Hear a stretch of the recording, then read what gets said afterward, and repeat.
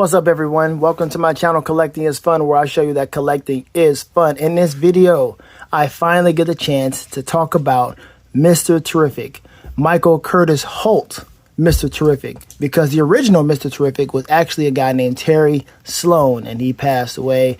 And so Michael Curtis Holt got the moniker as Mr. Terrific. Now, there are a few things that we need to discuss regarding this character and also the actor that's going to be playing him or is playing him in the new Superman movie. First thing first, this movie is very important. It needs to work. And there are two main things that need to be done or has to happen in this particular film, okay? It's one, first off, is the redemption. They just use that word, redemption. That's the key thing for both of them. For Eddie Gathegi, who is the guy playing the role, and for the character Mr. Terrific. So let's start off with this. Eddie Gathegi played a particular character in another film, a Marvel film, actually. It was in the Fake First Class. And the reason why I call it the Fake First Class is because nobody in that first class was actually in the original First Class except for Beast, and Beast was not supposed to have fur on him. But anyway, he played a character called Darwin. Now, if you don't know anything about Darwin, look him up. Because when folks saw this in the theaters, they were at an uproar. Folks who knew about Darwin. And those who were on the other side, who were just, part of the black community, were like, okay, I see what y'all did there, okay? Now, the rhetoric is, and you don't have to take my word for it, this is absolutely stuff you can look up. It's been going on for a long time. The rhetoric is, what they did with Darwin is that they killed him in the first part of the movie. Now, the rhetoric and the whole conversation that we've had for years, like I said, you can look this up for yourself, is that why is it that the first person to die in the movie, not die at all, that if it requires, if that's what's going on inside of the film and the project for someone to actually be deceased, then fine. Or to die, that's okay, fine, that's okay. But we're talking about the first person to die. Why is the first person to die the black person? This has been going on for so many years. It's also why it's celebrated when you see, or when the LL Cool J, when he played in, I'm trying to get my words together, Big Blue Sea. When LL Cool J played his character in Big Blue Sea, it is celebrated that he survived the entire movie. Now, for sure, they got somebody. They got Samuel L. Jackson. He was the one who got first as far as somebody black. But it's great. It's a joke, but it's also kind of serious. It's like, all right, yeah, well, he survived. And then there's other different movies, other different genres where folks have just got knocked off in the first part of the movie. So here we are with this part. We're thinking that maybe they're kind of like getting away from that because it's kind of old. I mean, seriously, we're getting past that. But in this movie, they did not decide to do that. They decided to go on with the old school and send a message. And I do mean a message. You don't believe it? Hey, it's on you. But I'm telling you, there was a message sent when they did this. So the character Darwin literally has the power of not today, Satan. Like, not today, Satan. That's pretty much his power. His power is called advanced evolution, which means that his power is legitimately focused on not dying or keeping him alive at all costs. It's not trying to keep him from being uncomfortable. It's about him not dying, just true survival, advanced evolution, which means he can adapt to any environment. So, for instance, if he is in outer space, if he gets sucked out of an airlock or what have you, this guy will find a way, or his power will find a way for him to survive in space. If he is underwater, he will grow gills. If he is in fire, he will develop flame retardant skin. You understand what I'm saying? Matter of fact, it would get even more extreme. There was one time we had an altercation, a physical altercation with the Hulk, and his power said, you know what? It's not even worth it for us to try to match his strength because his strength is immeasurable. So that's a nod to the Hulk and how strong he is. And said, let's just go ahead and get out of here. And it literally formed the power to teleport and got him out of the situation. Literally the power of not today, Satan, or oh no, not I. I will survive. That is his power. Now, hold on. Sorry about that. Got some stuff going on in the background. So, yeah, that's his powers. Like, oh, no, not I will survive. All right? So, here he is in this movie, and he gets presented with a chance to showcase his powers. But what they did was they sent a message, which was something that they've been trying to do for the longest of time in cinema and also in our jaded history, American history, world history. And they say, you know what? We've been trying to kill you for a long time, black folk, but we really can't wipe you off the face of the earth. But you know what we can do? We can dream. And we're going to realize our dreams in this fantasy movie here. So what they did is they said, oh, we're going to give this black man the power to be unkillable, and we're still going to kill him. So they had Azrael put a ball of fire in his mouth, and it burned him from the inside out, and he got. No, absolutely not. That is not what is supposed to happen. You can't do that. But it's their movie, and they say, yeah, we are going to do it. So they literally said, oh, yes, today, Satan, right? And then that's something, a Satan-esque character, as I say that, because that's just my terminology, a Satan-esque character literally said, oh, yes, today. Like, that's crazy. But anyway, that's what happened with Eddie Gathegi in that particular movie. Now, the redemption part needs to happen because so many other actors have been redeemed. So you take a look at, Chris Evans. Chris Evans didn't really need to be redeemed, but he played an excellent version of Johnny Storm.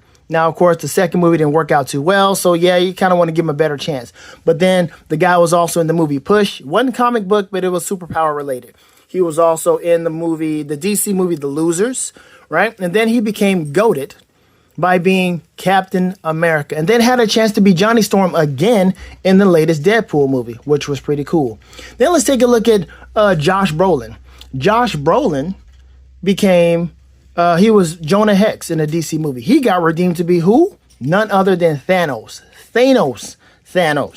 right? And it was excellent. On top of that, Fox Marvel said, hey, let's get him to be Cable. Like, okay, so you're just going to double up on the redemption for this guy. Okay, I don't know why. Whatever. Then you got Ryan Reynolds. This man was part of, that Foolishness, Blade Trinity, where he played the vampire hunter, whatever. Then he also played Wade in the X-Men origin movie for Wolverine. I mean, the first part when he was playing Wade wasn't bad, but when he got to be in Deadpool, that's when it was just, okay, what the heck is this, right? So that was messed up. And he also played the character that he always, or he frequently makes fun of, which is Green Lantern. Green Lantern was a failure, right? But he got redeemed from that, and he became the Deadpool that we were supposed to get from the very beginning. That is amazing, right? Now, last person, Michael B. Jordan. Michael B. Jordan, he got redeemed from that Fantastic movie where he played that horrible Johnny Storm. That's, forget what you want to say about the Josh Trank version. There's an uncut version, something that wasn't interfered with by the studios and blah, blah, blah. No. It was messed up because the whole family dynamic was messed up. Him and Sue Storm was it was aggravating and frustrating to try to put that together, how they were siblings. Anyway, the story wasn't that great, and it just wasn't a good movie. But he got redeemed to be who? One of the best characters he's ever played in his whole career, Killmonger in Black Panther. Right? So he got redeemed. So redemption can happen for Eddie Gathegi. It is now Eddie's turn to be redeemed. All right, so that's Eddie. That's the first part. Second part is now Mr. Terrific. This character. We've only seen this guy in live action form on the CW, right? On the CW, if you know about the CW, you know they like to dare to defy almost everything. So they'll take certain liberties and change certain characters, and they will do just because changes. And I literally do hate just because changes. I'm not talking about changes that are trying to rectify a wrong or trying to help out the diversity problem. And I do mean a diversity problem, not just throwing stuff in there. If that's what you're doing, I understand. I can get with it. But just because changes are not cool with me. So Michael Curtis Holt. This guy is a decathlete and he's a genius. This man has like 14 PhDs. Now, this is a side note here. If someone tells me they got 14 PhDs, I'm going to be like, so what's the second one doing for you? No. What's the sixth one? You know what? I really want to know, very interested to know what the 10th one is doing for you. Is the 10th one giving you that 6-figure payout that you've been trying to get, that you really would like to have? And if so, how do you feel about the other degrees, the other PhDs just sitting there? That's a joke, but you understand what I'm saying. It's like, you got a lot of them. Like, what you doing with all the other ones? Anyway, so the man's a genius. He's a decathlete and so forth. And he was also a family man. Dude had a wife and a daughter. Now, they met their untimely death with an accident because Michael Curtis Holt, who was a card-carrying atheist, he decided to have a religious argument with his wife before she went to church. And they had an accident. He believed that the accident was his fault because had he not gotten to an argument with her, they would have made it to church on time.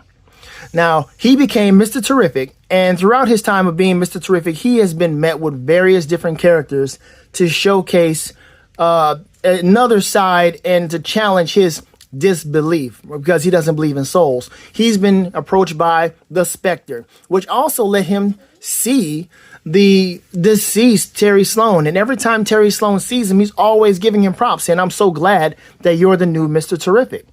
He's also had theological arguments with or discussions with Ragman. He's been to church with Dr. Midnight, right? He's even seen the Otherworld version from Power Girls universe. He saw the other version of him, the other Michael Curtis Holt, who is actually a priest. So he's seen all these different things. He finally comes to the conclusion and says, "Hey, listen, I want to believe, but there's something in me that just won't let me." That right there is code for I am getting in my own way. Literally, because someone tells me that or shows me something like what the Spectre shows me, and I'm still talking about I don't believe in souls or what have you. Like, okay, come on, bro. Right. But anyway, he's open. He's just getting in his own way. And if you can relate to that, this might be a character that you might want to check out because he's, a lot of us go through something like that. So there's that. But then in the CW, they didn't do anything with the family dynamic. They said, oh, well, since his wife and kid is not in the picture, let's just go ahead and make him homosexual. No, that's not how that works. Just because a significant other is not in your life doesn't mean that you're just going to all of a sudden just jump ship and go the other way. That's not how that works. Okay. But on top of that, he was sorry. Oh, he was sorry. Oh, my gosh. Every time he got into the field, he got his behind whooped. He was getting jolly stomped, mollywopped, and just having slap-up parties done on his guy. Like, literally. Just because you're a decathlete doesn't mean that you know how to fight. But if you are a decathlete, if you don't know what that is, that means that you compete in at least 10 events in track and field. So that means your endurance, your athleticism is off the charts, right? Which also means you have the aptitude to learn certain things a whole lot better and easier, especially if it's regarding self-defense. So Arrow, Oliver Queen on the show was teaching him how to fight, but it was to no avail. Seriously, because he literally had a line in there. He actually addressed this on the show and said, every time, I'm paraphrasing, every time I get in the field, like, I'm tired of getting beat up every time I go in the field, getting my behind handed to me, right? Like, someone wrote this line like it was a cry for help to help this character not get beat up anymore. You understand what I'm saying? So he was sorry. Mr. Terrific can actually handle himself. He is not just somebody who is just a nerd and looking through a microscope. He actually can handle himself without the T-spheres. But we did not get that in that show. So this is why it is very important for this movie to work. Not only for the DC Universe, not only for Superman, but for all the other characters inside, as well as Mr. Terrific, who finally gets his movie debut, and for Eddie Gathegi, who needs to have his chance to be redeemed. So I think that's enough about that. We're going to go ahead and open up this package, and we're going to see what this guy has to offer, what McFarlane has to offer regarding this. And I just want to also point out that this is not the most classic look for him. There's also a platinum version running around, but we are going to take a look at this and see what we got in store. Be right back. After these messages, we'll be right back. All right, now we are back. And we are looking at Mr. Terrific, a.k.a. Michael Curtis Holt. And I got to tell you, man, this is a good-looking figure. If you have a chance to get this guy, you should get him. You definitely need to jump on him. I'm so happy that this particular figure is this particular character is getting more love. You've seen him, I think we saw him in the Justice League show, which was great because it showcased other characters that we didn't really know about. I mean, a lot of us got a lot of tutelage from those 90s shows, Marvel and DC alike. Also, you can see him in the Injustice movie where there's a scene on the internet where he's talking to Superman and he's just giving him the reality of choice. Like, Superman wants to take away guns and all these other different things. And he's like, you know what? You want to choose to do all these things, but you're not understanding or what it's going to really mean when you take other people's choice away from them. So it was really cool. This guy is really smart. He's really cool. I mean, he's somebody that will rival Lex Luthor. Lex Luthor would definitely want to have him on his team because this dude is ridiculously genius. Those T-spheres are also no joke. These things can shoot out lasers. I mean, he's pretty much a walking Tesla. These are cameras. They're everything. He's a walking Tesla. They can do whatever he needs them to do because, again, he can handle himself in the field. But just in case somebody wants to do something really crazy, he's got these T-spheres. Really crazy. Walking satellites, whatever, walking hotspot, reception, whatever. You need a signal boost, he got you with the T-spheres. Really cool.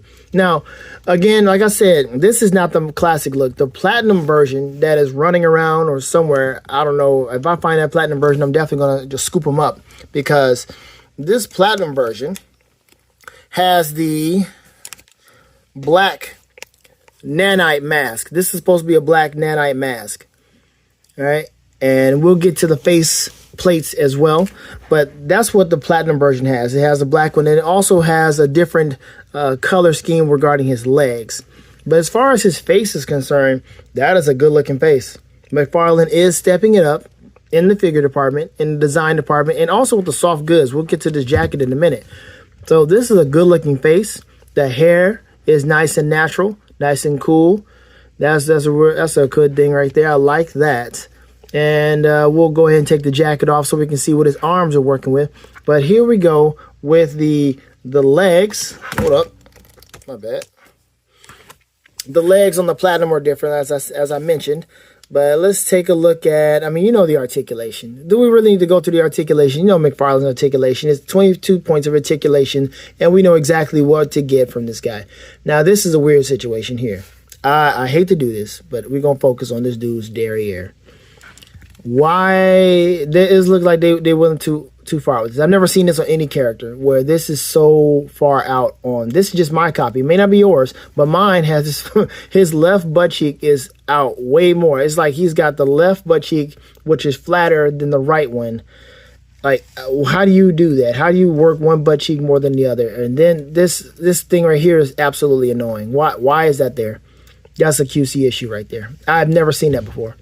Horrible QC issue with his butt cheek. All right, that's enough of his butt cheek. But again, double jointed. He's got the swivel, so you can swivel all the way with his foot.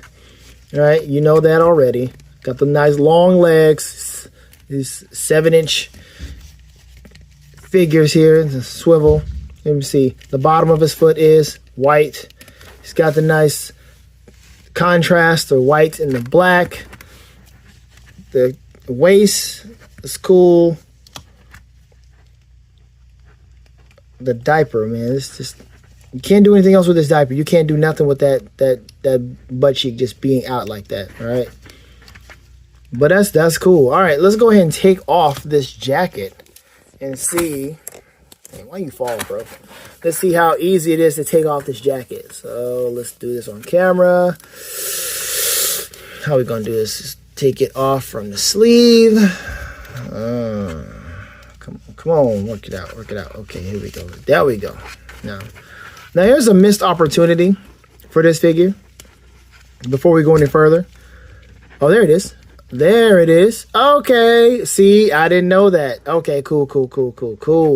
Because I was thinking it was supposed to be on his torso or whatever, but man, the original Terry Sloan has the words fair play on his costume. And of course, Mr. Terrific, Michael Curtis Holt, he is paying great homage to Terry Sloan. So he is continuing on with the fair play slogan that he has. Now you have to do some research on why he says fair play. I didn't get that far because I'm like, okay, fair play. Terry Sloan, he was also an athlete of some sort. So they kind of just kept that same thing going, comic book stuff or back in the day, just kept it going. All right, his hand is kind of loose here. I don't know why it's that loose, but there you go with the flex there, and it can twist, but this kind of loose. I don't know why, but okay. This one is not as loose, but it's same. Double jointed elbows. Okay, he's got his arms are not that big, but he's got that well-rounded body for athleticism. That's what a athlete will have, a well-rounded body for athleticism. And I think that is pretty good. Like I said, you're not looking at that left butt cheek. Everything looks very good on this guy. The color scheme is cool, and it's a nice figure to have to kind of diversify. Not kind of, actually diversify your collection. These nice colors here. This is pretty good. All right, so we're going to have you stand here. Let's take a look at this jacket while we can. Move you to the side because you're going to hog the focus. The jacket does look a little bit big on him, but I can dig it. I can try to put this on somebody else and see how that works out. But, man, I like it. I like McFarlane giving us soft goods now, man. Soft good capes, soft good jacket. It would be cool if it had fair play on the jacket, but, he's following this design here. But exactly, I'm not sure what design this is or what story this came from. But let's take a look at the back here. Real name, Michael Holt. Hold on 1 second. All right, so it says the pre-Flashpoint Michael Holt lost his wife in an accident, has visited by the Spectre, like I told you, told him about the Golden Age Mr. Terrific, Terry Sloan. This inspired Holt to become a superhero, can continue the Mr. Terrific legacy. He became the chairman of the Justice Society of America and developed a friendly rivalry with Batman.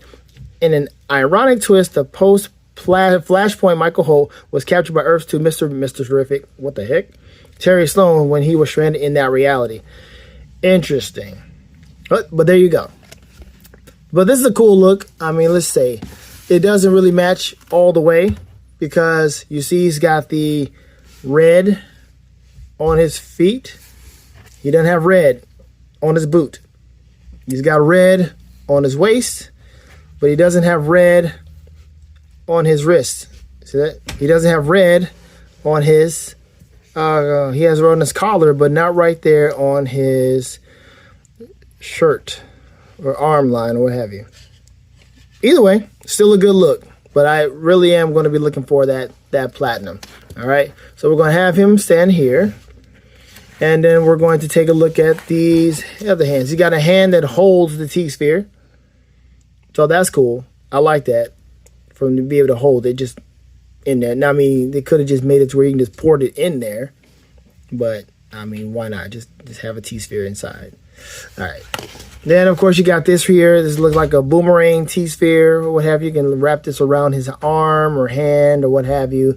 And I don't know. You can have fun with it. Let me see what we can do with this real quick. Put this on his hand and have him kind of just... Nope, that's not good. It's not fitting in there. It's all right, so I see what I'm doing wrong. I'm trying to put it in the hole, but it's not. It's trying to. Okay, let's do it that way. So here we are. Here we go. Got T-sphere action. Because he would definitely probably do this without the jacket on. So yeah, that's good. He got the T-sphere action here. And all right, hold on. Stand up there, Mike. What you doing? All right. Then we got the little T-sphere shield with the C-clip on there. Look at that. A C-clip. C-clip for the shield. So let's go ahead and try that. Let's put that C-clip on here. It's gonna look like this. And no. What's up with these small wrists? All right, there we go. I went too high. There we go. So he's got the T-sphere shield, which is okay, I guess. And we'll back up a little bit after we get the face plates out the way, but this is so weird, this C-clip stuff, man. C-clip. Dread it. We all hate it. We all hate. No, we can't do it that way. We all hate the C clip. We all should hate the C clip. We all should be like, yo, no more C clips. Okay, see, this is not working. Because I'm trying to do something, and I think I just made it. All right, well, that looks better. It covers his chest now. But, of course, he dropped the other one. So we're just going to leave that on the floor. All right, so let's take a look at this one. And, of course, you're going to take away the focus. So now he is screaming, hollering. His eyes are closed. It's red. Why are his eyes closed? What's going on? He is in pain? What is this? I can see if his eyes were white, but his eyes are shut as he is screaming. It's almost like he's screaming because he just saw his deceased wife and like, no, you know. Maybe, okay, that's a cool look, I guess. You want to have a no look, a situation where he's just absolutely... Hold on, what just happened? What just happened? Oh, I see it now. Oh, you can barely see it. But yeah, that white part right there. There it is. That's crazy. I didn't even see that. It's so slight. Because you see it like this, you don't see it at all. But then you turn it up, you see the white. And then you turn it to the side, you see the white. So his eyes are open. All right, so now we're good. But straight on? I don't see that. That's not at all. Okay. It's there. It's just very faint. Then here's the other one. He just looking like, I'm not sure. I think he's thinking. This might be a thinking look. Because this look right here is...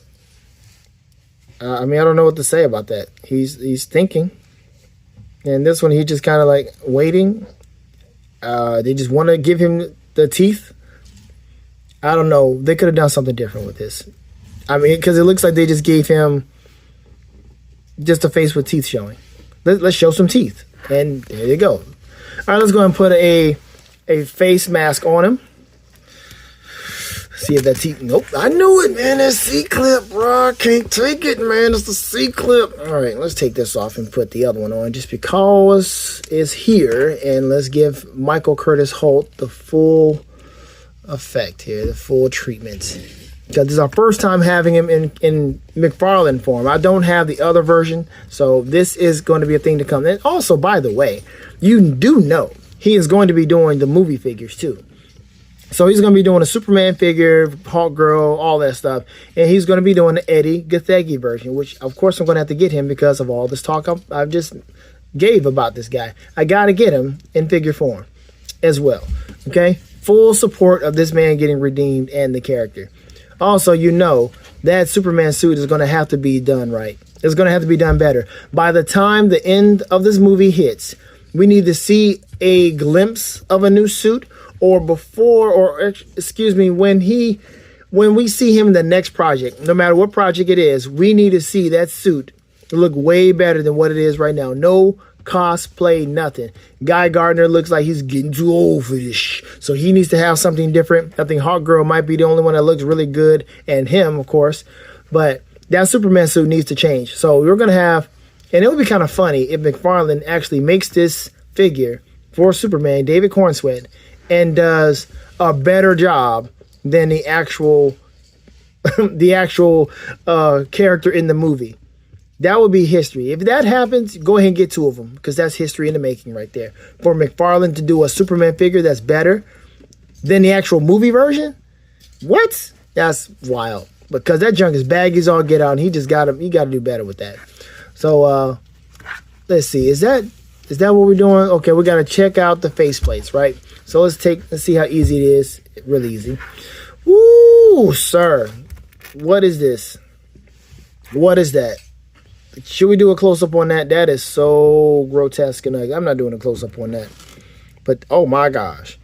Like, if you have any other figure that has this you got for cheap or whatever, you can literally make your own alien-style character with just no faceplate. This is weird. But it's not supposed to be. You're supposed to be taking the faceplate off and putting the faceplate back on. But you see your options. You want to get crazy with it. You want to get froggy. Boom.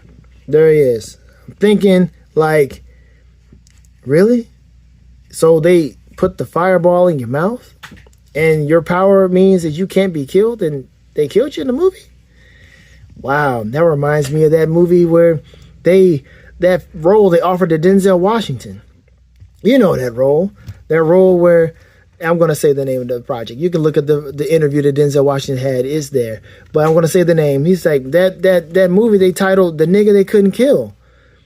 And the title is exactly what the premise was, okay? They literally tried everything to kill this guy, and they couldn't do it. And it was supposed to be a comedy, but Denzel said, no, that's not funny. I'm not doing it. But, of course, with Eddie Gathegi, they said, oh, no, we killing you. But anyway. Not funny, but funny. You got to laugh to keep from crying sometimes. So anyway, there's this ugly elbow. Ugly elbow. It's just out there. It's just sticking out. Look at that. It just sticks out. Ugh. I mean, it goes in tight with that. It does, but it sticks out when it's not. So, I mean, at least it works when it's together. At least it works that way. I'm cool with that. All right, let's go ahead and get that other faceplate on. Let's see what we got. Let's got this man screaming.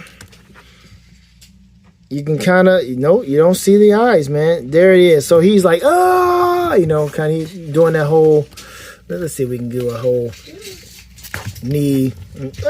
Why? Oh, gosh, why? Oh, okay, that's a cool thing. Yeah, that's a nice look. So at some point in time, he may have that. No! That's cool. I can dig that. It works, man. Your imagination can work with that. It's a cool thing. I can dig it. All right, so I think we're almost done with this. What else do we got to do? Let's put the jacket back on and give our final verdict on this particular figure. Let's see, it's easy to put the jacket back on. It stretches just a little bit, but you don't need to. Just use your arms to bend. Slide this mug on down. And work it out. Come on, work. Work it out.